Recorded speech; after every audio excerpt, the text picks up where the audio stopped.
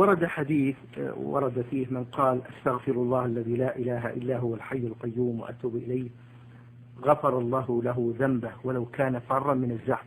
هل معنى ذلك أنه يدخل في الكبائر؟ نعم، الفرار من الزحف من كبائر الذنوب. قال الله تبارك وتعالى يا أيها الذين آمنوا إذا لقيتم الذين كفروا زحفا فلا تولوهم الأدبار ومن يولهم يومئذ دبره إلا متحرفا لقتال أو متحيزا إلى فئة فقد باء بغضب من الله ومأواه جهنم وبئس المصير. وعده النبي صلى الله عليه وعلى آله وسلم من الموبقات أي من المهلكات، وذلك لما يترتب عليه من إذلال المؤمنين وإعزاز الكافرين.